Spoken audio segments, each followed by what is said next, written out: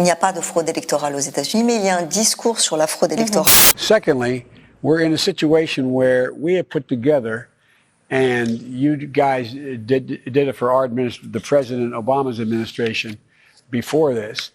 We have put together, I think, the most extensive and inclusive voter fraud organization in the history of American politics. Regardez ici dans la colonne de gauche, c'est le nombre de personnes inscrites sur les listes électorales. Et à droite, c'est le nombre de personnes qui a voté.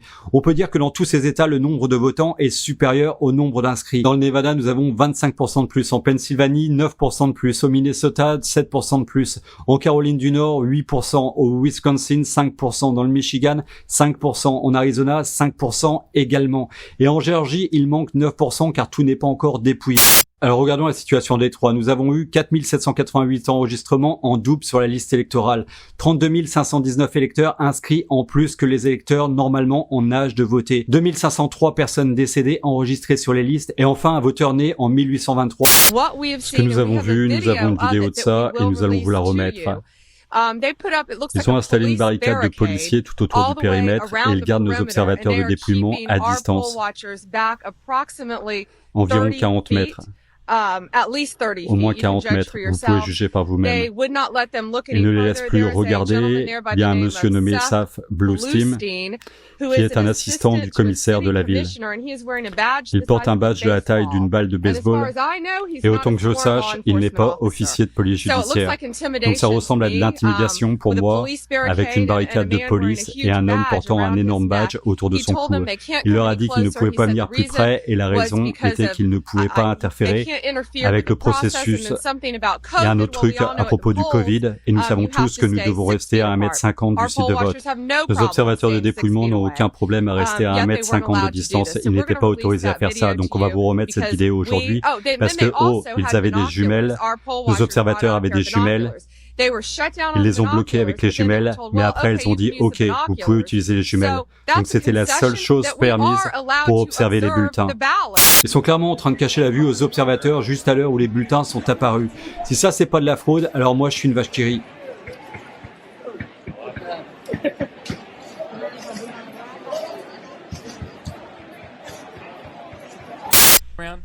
Autour, il regarde autour, est-ce que quelqu'un me regarde? Et il prend son stylo qui ne devrait pas être là du tout et marque quelque chose sur le bulletin. Il a pu changer le vote de quelqu'un, il a pu écrire sur un bulletin vide. C'est une fraude de voteur, mes amis, et c'est un crime. Ce que je trouve suspicieux, à part que personne d'autre n'utilise un stylo, il est le seul à utiliser un stylo.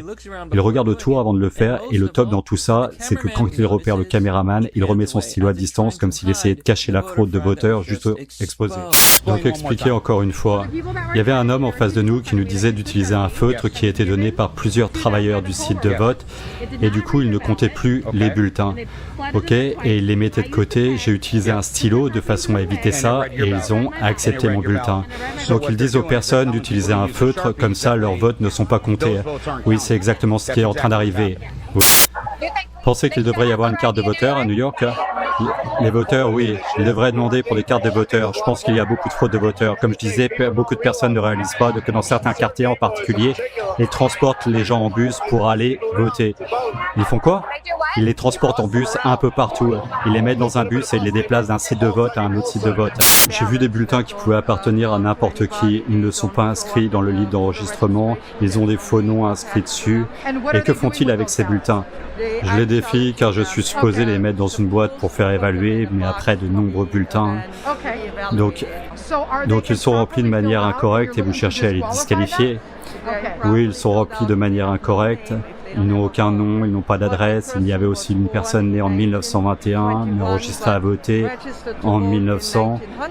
Ça n'a plus aucun sens. Parce que c'est des bulletins par correspondance. Il y en a une tonne là-dedans? Oui.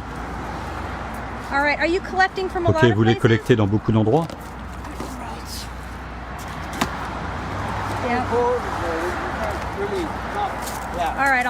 Ok, je vais documenter tout ça. Merci, messieurs. Êtes-vous des officiels de l'élection?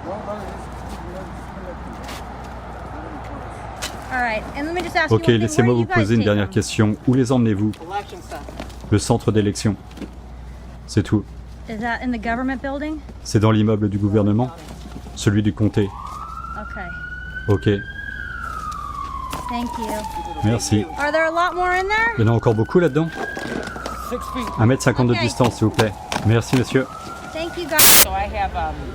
Donc j'ai le Baxter, monsieur Baxter, je me rappelle plus. Je suis allé voir le responsable parce que j'avais des bulletins douteux parce qu'ils n'étaient pas inscrits dans la liste. Donc j'ai juste traité un sac de 500 personnes qui ne sont pas enregistrées, elles ne sont pas sur la liste supplémentaire. Étiez-vous à l'intérieur? Oui, j'y suis depuis ce matin, toute la journée, je viens juste d'en sortir. Mais ils ne veulent pas nous faire entrer. Je me suis assis pendant 2 heures, 1h30, mais même avec un avocat, ça ne changeait rien, ça n'a absolument pas de sens. Ils mettent des planches sur les vitres pour que vous ne puissiez pas voir ce qui se passe à l'intérieur. Quand les gens commençaient à filmer, c'était un énorme cauchemar. On est supposé avoir 5 personnes à l'intérieur, mais il y en a peut-être 3. Donc quand les gens prennent des photos, ils prennent un gros carton pour cacher ce qui se passe à l'intérieur. C'est du n'importe quoi. Un vol, c'est à des kilomètres de mon estimation. C'est la plus grande fraude électorale commise sur la population des États-Unis. Vous devez l'appeler une fraude. C'est une fraude massive. Et ils ont opéré cette base. Maintenant, le marathon que vous pouvez faire en arrière-plan, vous pouvez continuer. Maintenant, nous avons des avocats.